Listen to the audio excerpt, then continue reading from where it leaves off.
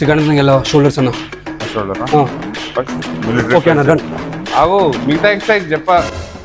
ఆగు next next 15 4 sets అయిపోయినా 4 sets కొట్టినా 4 సెట్ ఇన్ఫాక్ట్ 5 కూడా కొట్టినా నెక్స్ట్ ఏంటి జల్లి స్లో కూర్చో అన్న లేదు నెక్స్ట్ ఏం కొట్టా చెప్పు. Side light okay done. చెప్పు తిన్నాడు ఏం లేదు అన్న నెక్స్ట్ ఆగు నెక్స్ట్ 4 సెట్ నెక్స్ట్ 5 సెట్స్ కొట్టినా. నేను ఏం చెప్పా నువ్వు ఆగుతా అంటే ఒక నిమిషం లేదన్న. తీసుకో. కూల్ డౌన్ ఇప్పుడు నువ్వు లైట్ వెయిట్స్ అన్ని చేసినావు. అసలు వెయిట్స్ ఉన్నాయా లేవా అని కూడా అర్థమవుతుంది. అసలు లోడ్ పడ్డట్టుందా, అసలు షోల్డర్ వర్కౌట్ చేసినట్టుందా?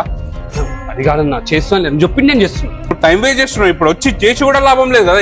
ఏం లాభం? అది లాభమా? వచ్చి టైం పాస్ చేస్తున్నట్టే కదా. వచ్చినా జిమ్ చేస్తున్నా అయిపోయినా అన్న. కూల్.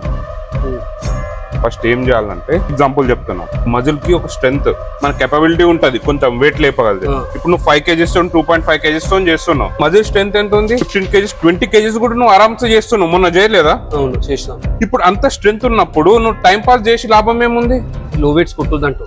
లో వెయిట్ అంటే దానికి ఒక టెక్నిక్ ఉంటది, ఒక కథ ఉంటది. ఇప్పుడు నీదేంది గోల్ ఉంది? మంచిగా మజిల్ గెయిన్ చేయాలి, మన స్ట్రెంత్ పెంచాలి. మనం ఏం చేయాలి? మంచిగా కాన్స్టెంట్ గా మంచిగా వెయిట్ ఎట్లా ఇంక్రీజ్ చేసుకుంటూ పోవాలి, నాకు మజిల్ మీద లోడ్ ఎట్లా పడుతుంది, మజిల్ ఇప్పుడు చేస్తున్నప్పుడు నీకు ఒక ప్రెషర్ తెలుస్తుంది కదా, అది ఎట్లా అవుతుంది, వెయిట్స్ ఎట్లా పెంచుకుంటూ పోవాలి. అది చేస్తే ఒకటి లాభం. ఇప్పుడు టైం పాస్ చేసినట్టే కదా. నువ్వు నీకు లోడ్ పడతలేదు, ఏం పడతలేదు, వచ్చిన అవసరం ఇట్లా చేస్తున్నావు, ఏదో డాన్స్ చేసినట్టు చేస్తున్నావు, కళ్ళు మూసి చేసేటప్పుడు నీ సెట్స్ అయిపోతూనే పోతున్నావు. ఏం లాభం ఏముంది?